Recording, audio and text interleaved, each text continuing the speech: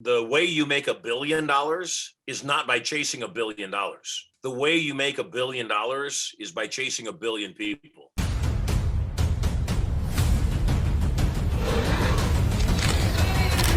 Hey everyone, welcome to today's episode of the Shaqir Show. I'm super excited because today I have someone that I look up to as a business mentor and probably one of the most weird / controversial / coolest business minds, but not just business minds, and overall someone who's really mastered the art and science of persuasion, of influence, of attracting and then converting clients and using ethical but little known ways to do that. And what's more, my guest, Mr. Marshall Sylver, I've had the good fortune of meeting him in person many years ago, speaking at an event, and then over the years becoming friends. And I'd like to think he is one of those best kept, he's very well known, but I like to still think he's one of the best well-kept secrets of the entire industry. He's generated hundreds and hundreds of millions of dollars in sales. He's coached some of the top entrepreneurs behind the scenes. Even some of my own mentors literally have paid this gentleman tens of thousands of dollars just to spend even a single day with him. So I'm super excited. Marshall, I know you're busy, but you're not busy for me, so appreciate you being here. I have all the time in the world for you, man. Good to see you.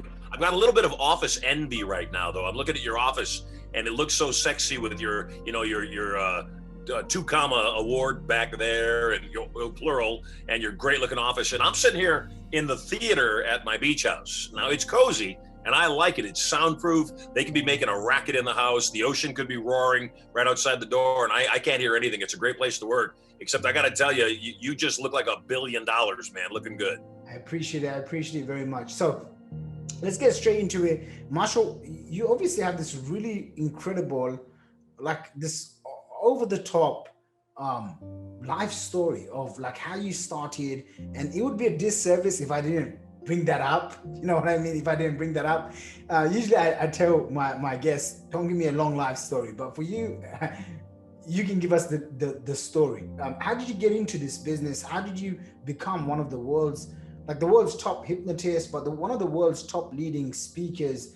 And also, very bluntly, like I've never seen anyone close better than you. Now, I come also, one of my background in a past life, so to speak, is the events business. I've done over 150 live events, seminars all over the world. I've literally met and spoken and shared the stage with everyone from Gary Vee to all the other marketers and business owners, but I've never seen anyone close like you do. And I remember being at this event, and one of the guys, a mutual friend of ours, he said to me, just watch what happens. And I just remember saying, I was like, what's going to happen?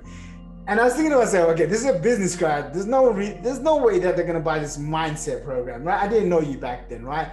Right. And I just remember like seeing all of these people run to the back, and I was like, that is the most amazing thing ever. Especially for anyone who's in the events business, the dream is to create table rushes, right?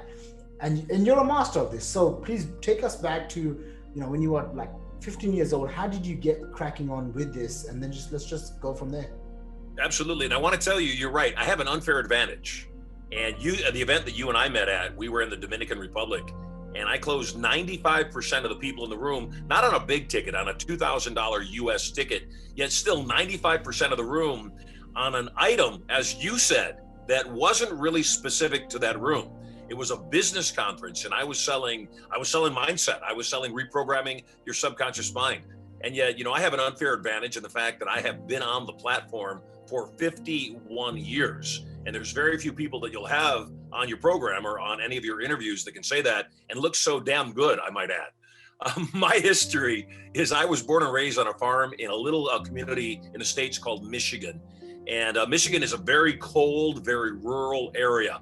The house we lived in, I have 9 siblings. We had no running water. We had no electricity. We had no phone. Often we had little, sometimes no food. Twice my family was homeless. We were raised primarily by our mother. The husbands came and went, and she was just there and working 3 jobs and attempting to take care of her kids. We were left alone in a very cold winter, living in a station wagon, living in a large car. And the local community knew that we were going to die if they didn't find us a place to live. So they renovated a chicken coop, a literal chicken coop, a place that 2 months prior had chickens living in it. And we lived there for about 4 years. It had running water, it had electricity, and other than clucking when I get happy, no adverse side effects. But based on what I made my life's mission about, based on the stuff that I do, based not just on hypnosis, based on the study of human psychology, based on the study of certainty, my life is very different. Like I mentioned at the top of the interview, I'm at my beach house right now. We are right on the ocean. I have private beach in front of my home. Then we have the public Pacific Ocean. It's phenomenal. It's a $10 million home. My main residence is actually in Las Vegas, Nevada. And it is a 17,000 square foot palace that when people walk through the front door, often they'll say, I think I may have stayed at this hotel before. I will watch that old TV show, MTV, the rock stars, MTV Cribs, and I feel really bad for those poor rock stars in their little teeny tiny houses. But this stuff has been so good to me, and I'm joyful about it. My bride I met and I hypnotized her without her knowing it to ask me out on a date. 14 years later, I'm still in hypnosis. We have 3 babies that were all born via hypnosis with no drugs, no doctors, no pain. And it's just been a blessed life. And so for me, the thing I really enjoy is hanging out with people like you who have phenomenal products and talking about the ways that we can enter the psychology of somebody else's head and get them to believe their decision to buy your products was their idea and have them be giddy about it. So when you have that ability, like you watched me demonstrate down in the Dominican Republic, when you know what triggers go off in people's brains to cause them to make buying decisions, it doesn't matter what you sell. You can sell anything you want to sell. And if you have good ethics and good morals, you only sell really good products and services. How did you become, this person, right? Like, what was the training that you went through? How did that transition go from like living in a chicken coop to then, getting on stage? Kind of walk us through that. So as a young man, at 7 years old, my brother demonstrated prestidigitation, magic. And because I was 7, I saw right through the magic. I didn't have any cognitive dissonance. I didn't put the pieces together. I just saw what was in front of me. So he couldn't fool me. Yet I took the magic tricks that he was doing for me and I did them for my father. My mother and father were divorced. My father was not a really nice man. And one of the few memories I have of my father treating me with love and respect was when I fooled him. So it instantly had a deep emotional engagement with me. And I decided that I really loved magic. And then shortly after that, I discovered that people would actually give me money to do something that I love to do. And that's key in every area of our life. If we're gonna create a profession, it better be something that we really like. Because if we're gonna be spending a lot of time doing it, we wanna make sure it's something that we would do whether or not we got paid. So my young years I spent on stage. I was always extremely introverted though. Because we were so poor, I was wearing my sister's hand-me-down clothes and it was a hard life. And I got hypnotized at my high school when I was 16 years old. And it was the most profound thing that ever happened to me. I, in an instant, realized that we are who we think we are, and we get to choose that. So in any moment, no matter what's going on, no matter how much turmoil gets thrown at us, finding our lives less than perfect is a waste of time. It is what it is, and we can only deal with what emerges. And the people that really succeed the best in life spend very little time in victimhood. They spend very little time being angry, even when things, they may lose their whole business. Their marriage may divorce. They may suffer tragedy even, God forbid. Except ultimately, it's not how many times you get thrown off the horse. It's how quick do you realize I've been thrown off the horse? What do you learn so it doesn't happen again in the same way? And how quickly do you get back on the horse? I was married twice before my one true wife that I'm married to now. And I'm glad that I was, because I recognize what a gift she is. And so, when little things come up, they don't bother us. We both just say, it's nothing. I was poor, and then I became rich, and I wasn't very bright with it. And then I became poor again. And then I married the wrong person, and I became very poor again. And then I became rich again. And rich is more fun. I will go on record saying rich is way more fun, except I'm not attached to either one anymore. I'm not attached to the idea I've got to be rich. And I'm not attached to the fear that what if I'm always poor? And when you get to that place, and this is where you are right now, having had the successes that you've had, and I'm sure we haven't really talked about it, except I'm sure you've had setbacks because all of us have them. Yeah, absolutely. You begin to say, okay, this is just life. I'm not going to get upset about this. I'm not going to think my life is over because I lost, 1,000 or 10,000 or a million or 10 million or $1 billion. You're just going to say, okay, I did it once, I'll do it again. It's my DNA. It's who I am. This is a bump in the road. This is not my road. You just keep talking. I'm just going to listen. You got it. So, again, I love you. And I got to tell you this up front. You are this charming enigma of a human being that is very famous. Obviously, everybody in marketing knows you. And you just have this effervescence about you. And what I call it is charisma.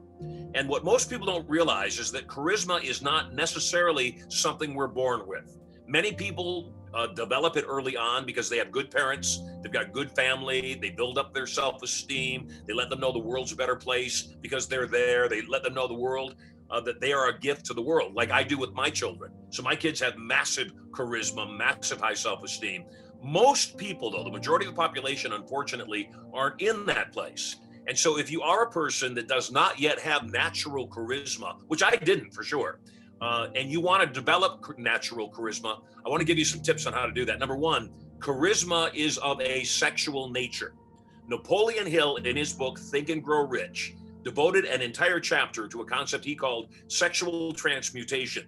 It was the ability to take sexual turn on, and project it out into the world so that other people would be naturally drawn to you. If a dog is ready to mate, they say it's in heat. And that if a female dog is in heat, dogs from miles around will sense that and be attracted to the heat. When somebody's career is going well, they'll say, yeah, they got a lot of heat on them right now. It's, a lot of people are paying attention to them. In the United States, a lot of times they'll call the police or law enforcement the heat. So what charisma is, what heat is, but what charisma is attraction. It's the ability to walk into a room. Nobody knows your name. Nobody's ever seen you before. It's not a physical thing at all. It's the nature that you walk into the room and people turn and they say, wow, who is that? What do they do? Wherever they're going, I want to carry them on my shoulders. And so one of the first things that you can do to develop charisma is self-confidence makes us attractive. And the distinction between cockiness and confidence is that confidence allows for greatness in other people. I don't have to pretend I'm less than I am to make you feel better about yourself. I'd rather just help you feel better about yourself.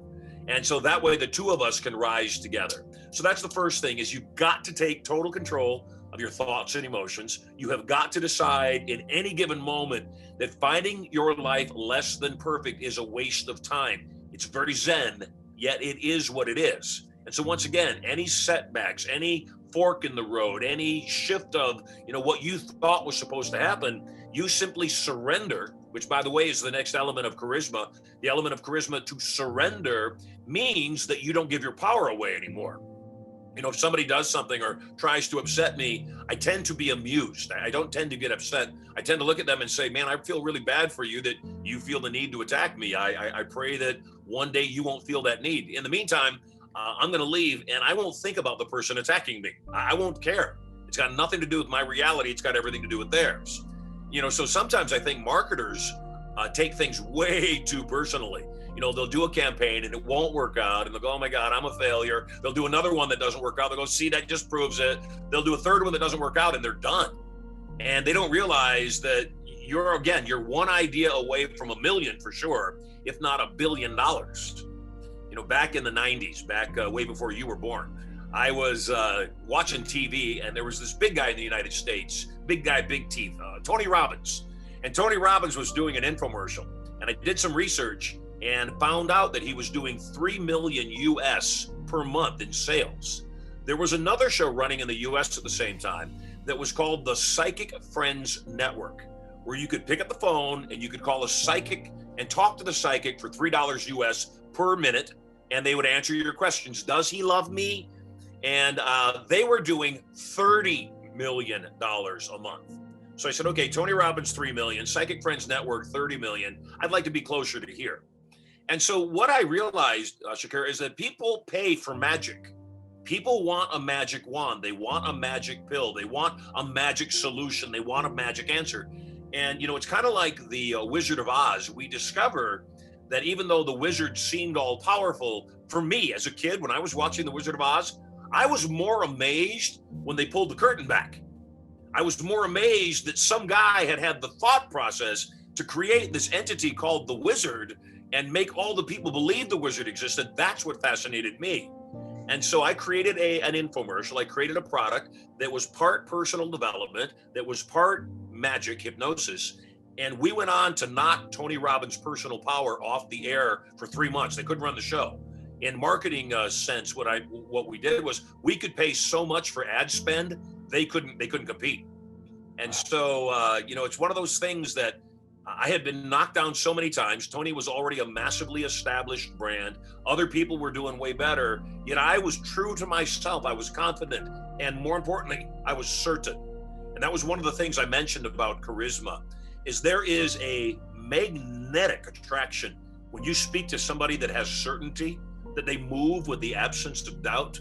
They smile in a certain way, knowing they don't need your approval. They speak in certain terms, knowing that ultimately they're okay with you having a different opinion than they have. They're okay actually adopting your opinion if they're convinced. They're not attached to anything, and because they're not attached, you really can't attack them. They're like water. You can't grab it because they simply move and they adjust and they mold and they are very comfortable in their own skin. And then the final thing about charisma is partly the ability to make other people like themselves when they're in your presence. You know, that's really the sign of a good relationship. You and I hang out and we have a good time, and I feel really good about myself. You feel really good about yourself. Later on, we think, man, I want to hang out with him again. That was cool. And that's the same thing with our customers. When our customers like their buying decision, when they buy from us and they get the product and they go, God, that was a smart decision on my part. Man, I did really good buying this thing. I should go back and take a look at his stuff again and buy more of his stuff. Then we have a good relationship with our customer.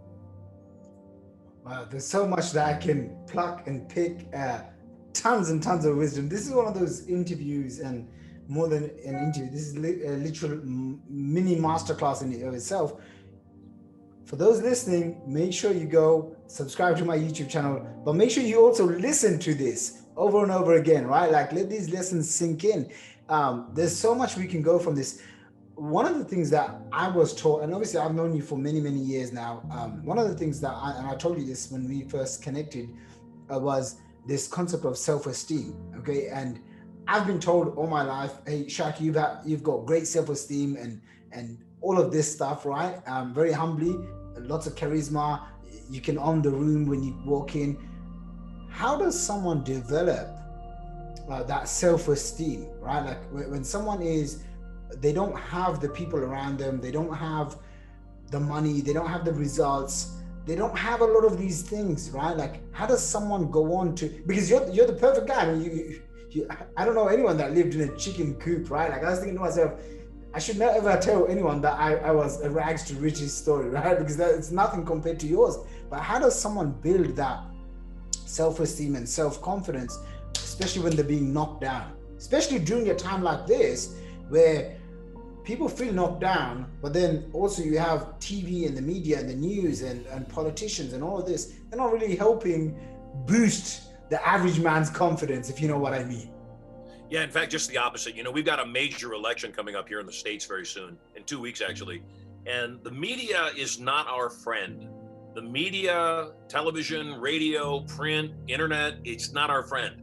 And, you know, here in the States, Twitter and Facebook are under pretty severe pressure. They've been suppressing some truth. They have been definitely biased in their opinions, in withholding certain stories about one of our candidates and exploiting, whether they're true or not, other stories against the other candidate, which is frankly election fraud. I mean, it's interference in an election. Except when people understand that media is hypnotic, and these are the points I want to make. What we believe to be true is true for us and nothing else. And so, when I'm faced with data, when somebody gives me information, the first thing I ask myself, the very first thing I ask myself, not is it true or untrue? The first thing I ask myself is, does it behoove me? Is it in my best interest to believe this thing? That's the first thing I ask, because I'm willing to believe things that are untrue if it serves me to believe in those things that are untrue. I'll give you an example. As a kid living in a chicken coop, somebody telling me you're going to be a billionaire one day, I would have said, no way that's ever going to happen, not possible. Well, if they backed off and said you're going to be a millionaire one day, even then I would have said, not gonna, those are chicken feathers in my bedroom. That's an egg under my pillow. It's still there. And I would have said not gonna happen, except it wouldn't behoove me to hold those thoughts. And so too many people don't understand that what we believe to be true is true for us, nothing else. What we focus on expands. And most importantly, reality is created by validation. And what I mean by that is we can find validation to support any truth we want to support. And again, it couldn't be more clear than when we watch people in politics. I'm sure, even over there in the UK, when you guys have elections and you are listening to all the data coming in and you form an opinion, and then you see somebody that's supporting somebody that would be harmful to them, harmful to you. And you look at them and you say, I don't understand. I don't get it. How could you do that? Well, the challenge is the media has pounded into their brains certain realities to the point where they don't think straight. They just do not think straight. And so they start taking on realities that they think serve them only because it's popular. We've got COVID going on, obviously, while this is happening, and everybody has an opinion, and I don't need anybody else's approval, nor do I seek to have my opinion formed by the majority of other people's opinions. My opinion is that COVID is in fact a virus. I had COVID. I recovered from COVID. It was an extremely deep chest cold. I couldn't get my lungs to clear for 5 days. I had a fever. I got over it. I'm healthy now. I'm 58 years old. I'm not in the 75 year range, but I'm older than a 20-year-old person. And so unfortunately people die. I'm certain what the con is, it was never as severe as it has been made out to be. The thing is, though, if you can get everybody to stay home on your word, if you can get everybody to wear masks when you tell them to, then those are simple controls. In sales, small commitments lead to large commitments. When we can get somebody to watch the video sales letter, when we can get them to click on the link to go to the next step, hey, I just want your email address, nothing else. When I can get the email address, hey, by the way, I'd like to text you a reminder that the webinar is coming up. Now I've got a phone number and permission to text. Those small commitments start causing people to surrender. My own belief is that, the mask manufacturers here in the United States, I don't know about where you are, on the box, it says, this will not help you. This is not a deterrent to the virus. It won't work. On the box. The WHO, the CDC has both come out and said the masks don't work. The WHO just recently came out and said that the isolation and everybody quarantining is actually bad for everybody. Suicides on an all-time high, alcoholism, drug addiction on an all-time high, people going crazy on an all-time high. Yeah, people need to interact. We need this, and not just via the internet. We need to hug each other. We need to shake each other's hands. We need to laugh with each other. And so once again, it comes down to choosing reality. As far as COVID's concerned, I'm not going to live a better life by preventing my death. You can't get the opposite of something by preventing it. The only way I can live is to live. Am I going to die one day? I am. Here in the States, dying of old age has been reduced by 95%. They're labeling it all COVID. I'm joking. It's a joke, everybody. So, but the thing to keep in mind, again, no matter what you're working on, you throw noodles against the wall, most won't stick. And if your ego and your self-esteem is so fragile that you got to have everything you do be a success, don't even bother. Go get a job. You'll be better off having a job, getting paid a salary, getting paid a wage. Because unfortunately, in entrepreneurship, most things we do don't work. We just do a lot of things. And we keep going until we figure out the ones that work, and the ones that work, we expand. The ones that don't work, we let go of, and we don't think about it anymore. We don't let our ego be hurt, and we simply move on. And so I think, the biggest challenge is right now, lose the need for other people's approval. I just want to say one last thing. I don't wear masks. They're not good for you. I've watched people get infections from wearing masks. I've seen people get actually lung infections from wearing masks. So I choose not to wear a mask. That's my choice. I choose not to be near people that insist people wear masks. I avoid them. And if people don't like being near people that don't wear masks, they should do the same thing. Because being a victim doesn't make you a victor. A victor is in charge of our world. Wow. I want to take just a moment to just think over these things. And since you are talking about this COVID stuff, right? What's the plan?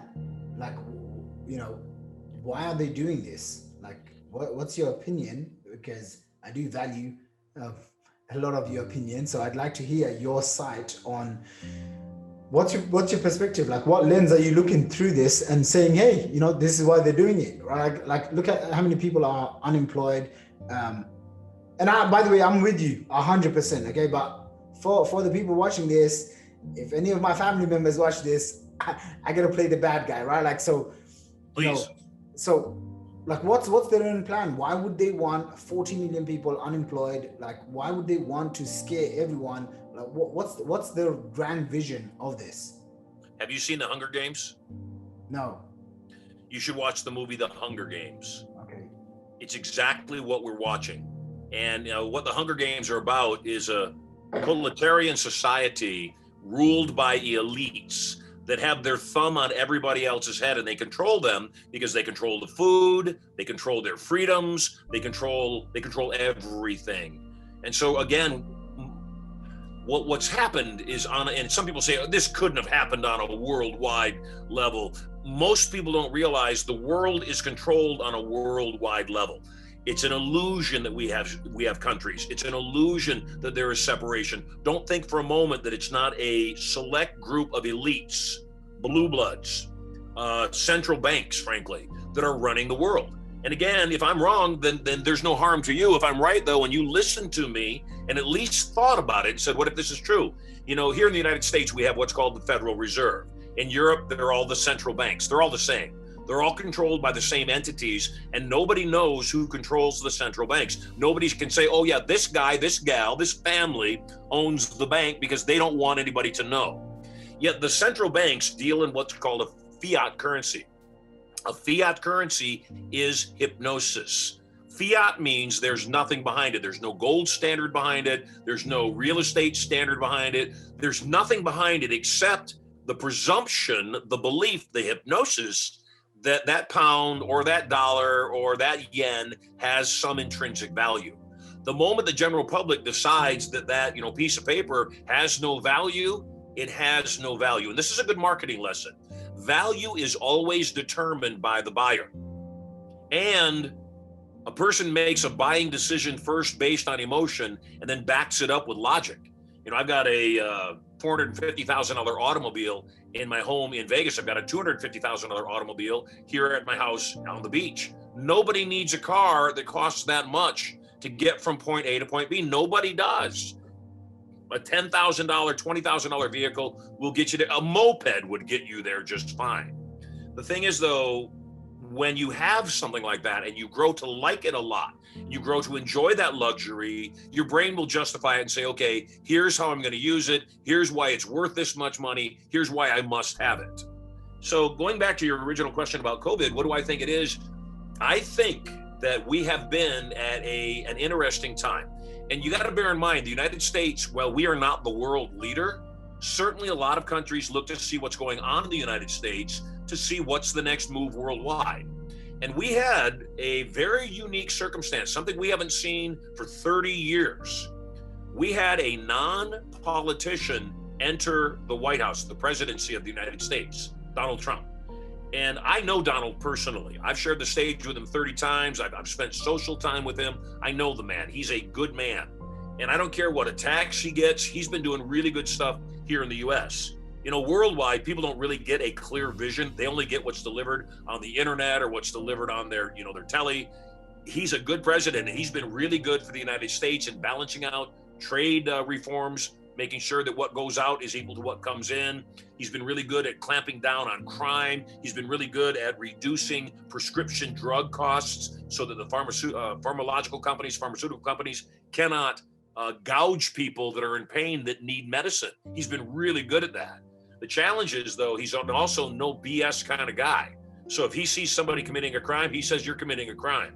If he sees somebody stealing from one of the citizens he's in charge of, he says, you're stealing from the people I'm in charge of. That's his nature. That's what he does.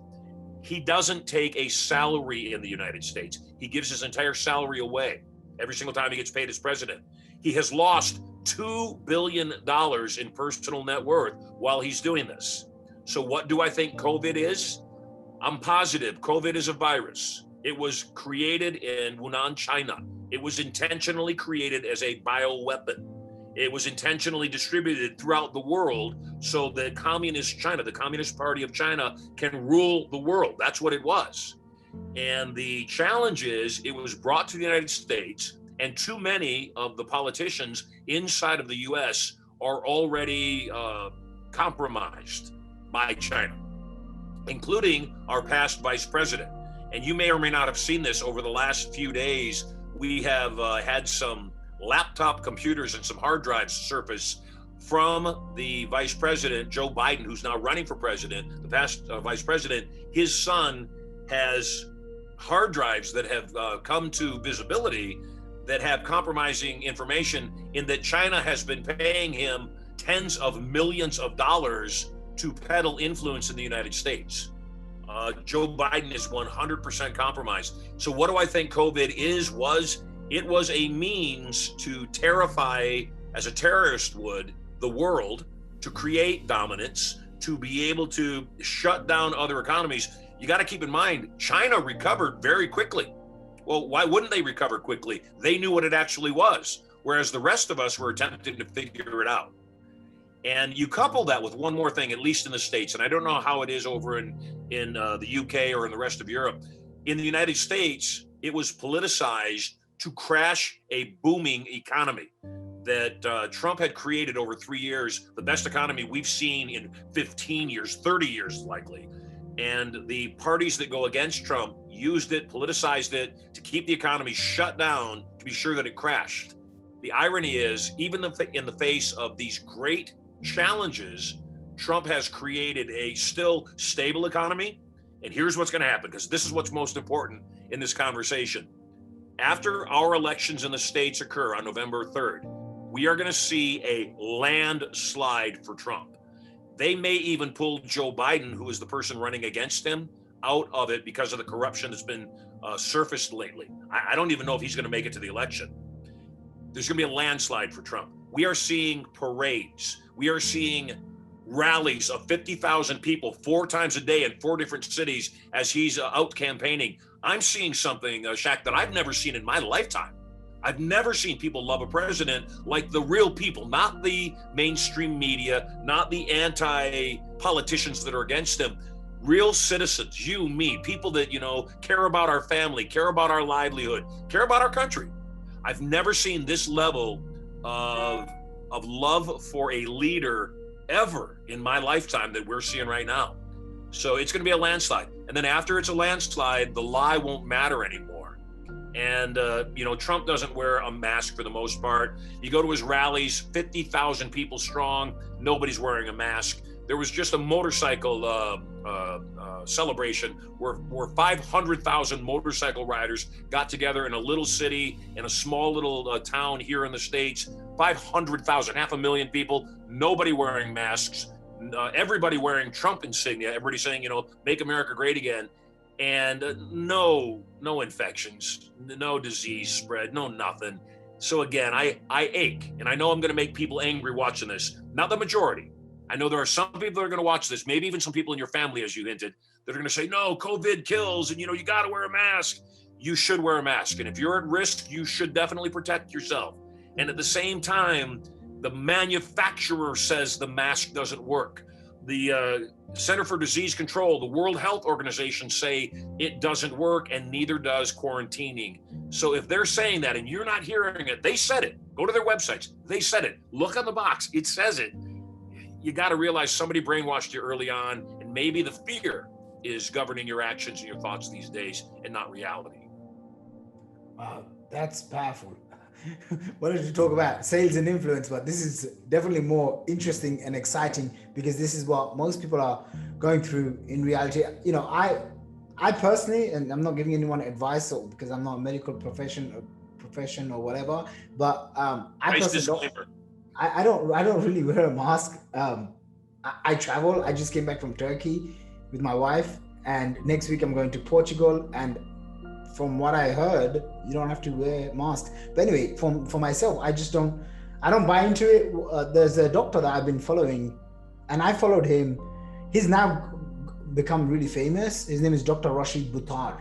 Oh yeah, of course. Yeah. So I actually was following him when I was 21. So I was 21 and I started my internet business, went to America, met these, internet millionaires. And there was a particular individual that I had met. It was, I'd say he was like maybe 7-8 years older than me. And he was just like this guy, just making moves, kind of like, when you're in your mid 20s and you're making millions. He was that guy until one day he just disappears and I never hear from him. Right. And I think like after like a year or 2 years later, I started messaging him on Facebook. I can't remember what it was. And he basically put me on this path of, he said he's been bedridden for 2 years. Right. And this was this master marketer, copywriter guy. And he goes, because they found mercury poisoning. And I was like, what is mercury poisoning? And he basically said he had like metal fillings. And I said, well, I've got that. Mm-hmm. Right. And so I was maybe 22, 23. And I remember like going to the dentist and asking them, why did you guys put this thing in my teeth? Right. And like, it's whatever, I can't remember what they told me. And I went on to Google, watched a bunch of videos, and I learned about mercury and toxic poisoning and all of this. And the top guy that I came across was Dr. Rashid Buttar. And so all those years ago, he basically came up, which is not a theory, it's true. And he basically says like autism, all of these things didn't exist until people were basically poisoned with mercury.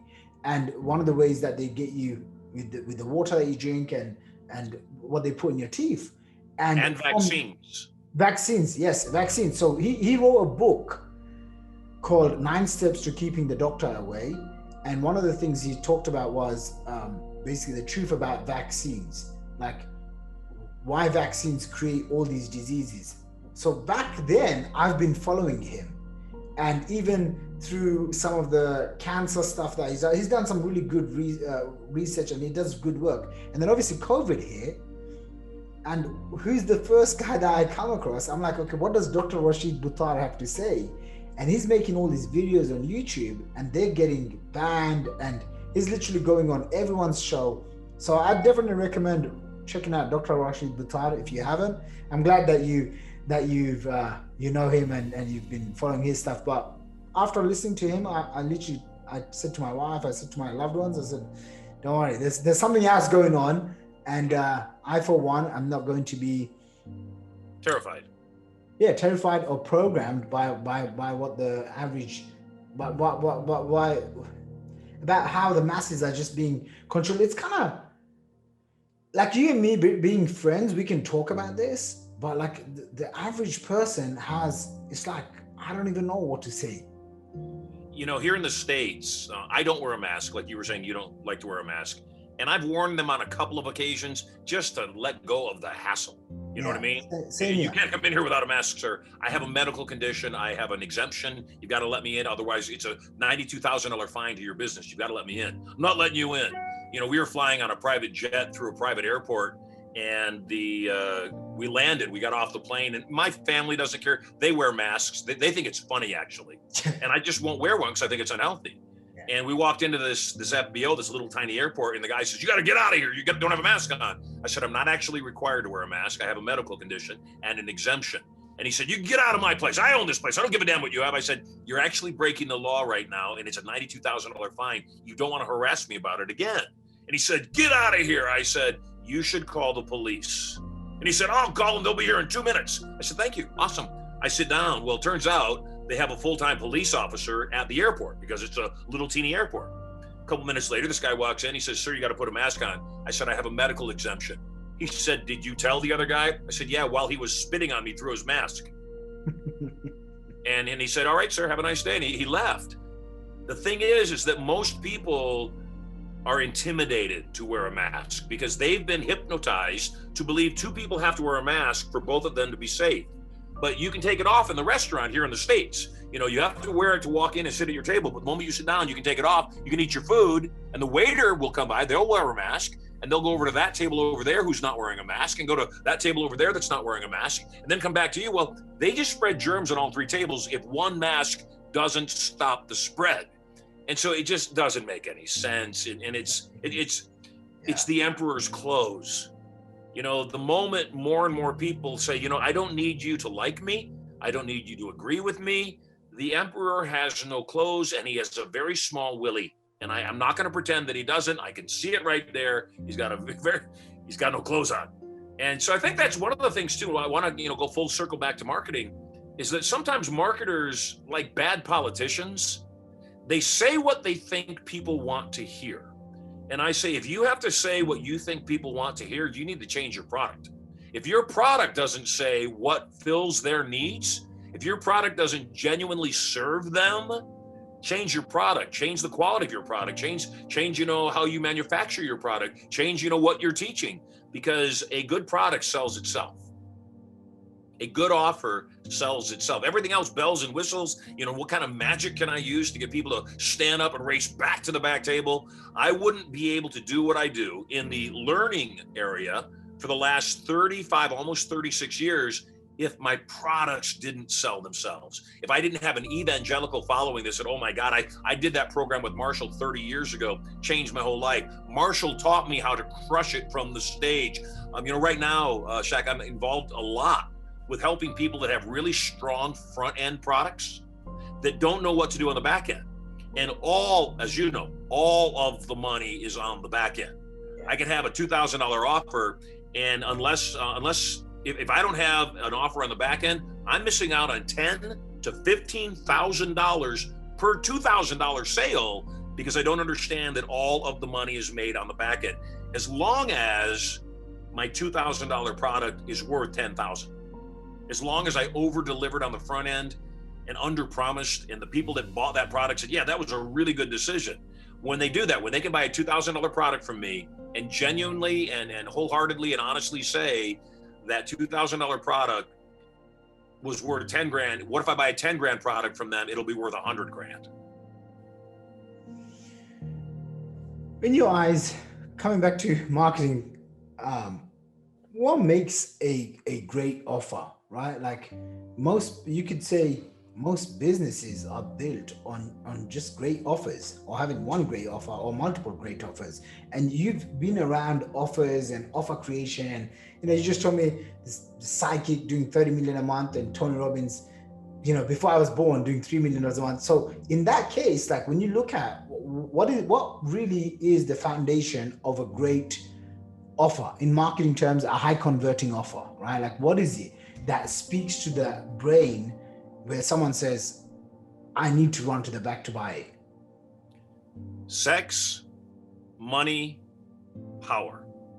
Those are the only three areas that any offer serves. Either better relationships, whether personal, business, better relationships, money, just like it sounds, and then emotional, mental, physical, spiritual well-being. Those are the only three things any product or service fulfills. And sometimes people think I've got to, find a vertical, I've got to find a niche, I've got to find a very narrow pathway and serve that narrow pathway in order to stand out in the marketplace. I've always had the opposite approach. I've always said, no, how do I create products that serve all three verticals, that completely serve the person? And so a great offer creator, I'll start with that, is empathetic. We view the world through our buyer's eyes. We say, if I was fill in the blank, if I was a coach, what would I be worried about? If I was a coach, the first concern I should have is, how do I get clients? If I don't have clients, I'm not a coach. I could be the best coach in the world. I could have the best coaching materials. I could help make anybody a millionaire. If I'm not able to get a client, nobody's ever going to know. So most people attempt to solve the coaching challenge first. I want to become a great coach, then I'll go get clients. And I say, no, go get clients. You'll become a great coach, but you got to get clients and you got to solve that first. Then yes, next thing is you better be a really great coach. The third thing is though, and this is what we were talking about back end, it's not just about my marketing back end. If I'm empathetic about you and I'm serving you and I'm consulting you or I'm offering products to you, I've got to say, okay, what is the back end that I need to provide for the person that I serve? You know, Uber started off just being car transportation. Now it's Uber Eats. Now it's Uber Travel. Now there's all sorts of ways. We have just like Uber boat. Yes. You know, Amazon started off selling books. Now what does Amazon sell? Everything. And so it's a matter on an offer. I mentioned this earlier. People will always pay more for a better experience. So when you can make things extremely simple, you know, that one-click buy, Amazon Prime, click, I bought it, click, I bought it. That's what people want. And so it's striving to make the user experience easier. It's making sure that we are serving their needs. It's making sure that we are answering their questions. You know, right now, during COVID, 95% of my living, my life, my companies are live events. So when COVID hit, I had 95% of my income shut down instantly. And I said, okay, we've got to do two things. Number one, we've got to do virtual events, which we now do. And the great thing about virtual events is we hadn't done them before, except now our reach is worldwide. The second thing is that we can do them no matter what. The other thing is that I realized that there is a strength in what we're doing. You know, right now, this isn't a podcast. This is a training module. And so anybody watching this just for entertainment is going to be sadly disappointed because they're going to get really smart too. They're going to get really good information that they can use. And so this type of learning is usurping a lot of what other people thought they needed to go learn in person. And so I think that one of the things that COVID has done is it has changed the frame. It has changed the reference of what most people believe is the way that people are to learn. And that is to go to a university or go to a classroom or go to a hotel to learn. That more and more people will be accepting of learning and being coached and being directed and guided like this virtually. Wow. So, Marshall, I can talk to you for hours and hours. I look forward to that, man. I'm going to come back because I want to also be respectful of the time that I allocated here for yourself.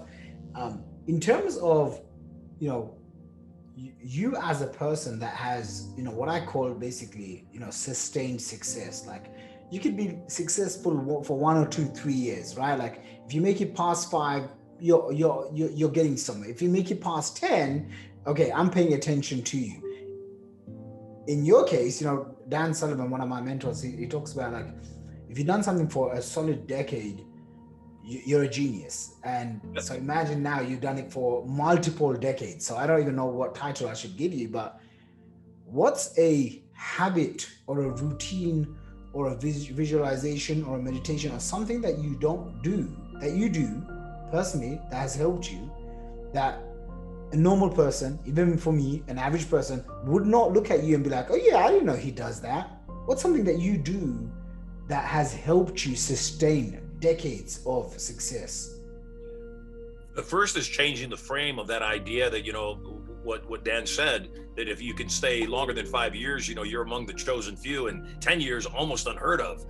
I just don't believe that. I believe, like Think and Grow Rich, that there are some things that are infinite. There are some things that are timeless, you know, the Quran, the Bible, any religious book that people use as a basis and a foundation for their lives. That was back in 2000 or that was back in 0 or whatever. It doesn't matter. If the principles work, the principles work. And so that's what I seek to find are principles that will last forever. You know, there's certain things that are fads. There's certain things that are just for a day. But there are other things that are just, it's universal knowledge. And I think that's what we've got to go for, is universal knowledge. If we were to take whatever you're doing right now and whatever you've taught other marketers to do, I know you know this because you're brilliant. You could, once you got rid of the labels and once you got rid of what the product itself was, you could strip it down to a framework and you would say, this is the exact framework. We could put anything on this framework and it would sell the same way. And that's what a master does. A master understands, how do I see through the illusions? How do I see through the hypnosis? How do I see through everybody's colored lenses that views the world in a certain way? COVID's a good example. We've had things worse than COVID. We've had plenty of viruses and diseases over time that were way worse than this is. I mean, 1,000 times worse. And the world didn't shut down. So that in mind, you got to say, okay, the world shut down for a different reason then. Yes, it did. It shut down because certain movers and shakers needed it to shut down to gain more control. So, when I look at somebody's marketing campaigns, I like to reverse engineer stuff and say, what's making that work? Well, they took a different approach to the same end. It's kind of like one of the things that I teach at my events, we are heavy, as you saw when you saw me speak, heavy on persuasion and influence. Because everything that you want that you don't have, you're going to get from other people. And so I teach influence. And my favorite way to teach influence is I tell somebody, look, I'm going to sell you something. Here's how I'm going to sell you. Here's the elements I'm going to use to sell you. And here's the exact words I'm going to use. Here's exactly what you're going to do. You're going to stand up. You're going to go back to that back table. You're going to give me your credit card, and you're going to be glad that you did. I tell them all that up front. Why? Because that completely disempowers them. It completely disarms them. Then I proceed to do exactly what I said I was going to do. I sell them what I'm going to sell them. I use the exact language patterns I said I was going to use. I tell them to do exactly what I want them to do. Stand up, go back to that back table, get registered. And they go, hey, you said you were going to do this. That's so funny. Oh, man. Except they appreciate the honesty. And that's the thing that makes everything work. Authenticity is very influential. When we're being real, when we're being honest, when we're not seeking somebody else's approval, when we're not worried about walking on eggshells and offending people, somebody else's offense in due respect, that's their weight. That's their challenge. That's their power they're giving away. And if I offend people, I'm not a mean guy. I don't seek to be mean. Yet if somebody's offended because my shirt's blue or somebody's offended because my head's shaved, I say, thank you, and moving on. And I think more people would be well-versed to not be quite so sensitive. And I love that. Marshall, thank you so much. Listen, for people that want to learn more, what do you have? I know you've got some extra trainings that you give away, some webinars. What's a direct link? Should I just send everyone to the Sylver.com website? That's where can people They find could do that. They could do that. They could also go to Sylver, Sylver.com, and watch a short video about Turning Point. Go to Sylver.com, click on events, click on seminars, and look for a promo video for Turning Point. In fact, if they went to Sylver.com/TP, Sylver.com/TP, they'll get right to it. And watch the video. If you like what you saw, I'm going to give the first, 25 people that watch that a $2,000 ticket to that particular event, totally free. Come check it out. And all they've got to say is Shaq sent me. Yeah, and I know a gazillion people that have literally paid a lot of money to go to these events. So yeah, for sure, Sylver.com/TP. If you're listening to this on the podcast, on iTunes or wherever, go to Sylver.com. That's Sylver.com/TP. Go get yourself, book the ticket. You're going to, I guess, do virtual and just put Shaq sent you in the promo code or whatever. And Marshall is going to hook you up. Marshall, thanks so much. This has been incredible. It's gone so many different ways. I'm so grateful that you, on a friend level as well, that you're always very abundant with your time. If I need anything. So thank you so much for that. And then secondly, thank you so much for taking the time out for all my viewers and listeners. I know it's going to be a blast. Guys, make sure that you subscribe on the YouTube channel. Make sure that you share this with your friends and family. It is going to be something that may ruff a few feathers, but it's something that you want to listen to. And for me, when I find an interview this good, I listen to that over and over again. And so, Marshall, thank you so much, brother. And we'll be catching up soon. All right, everyone. Bye.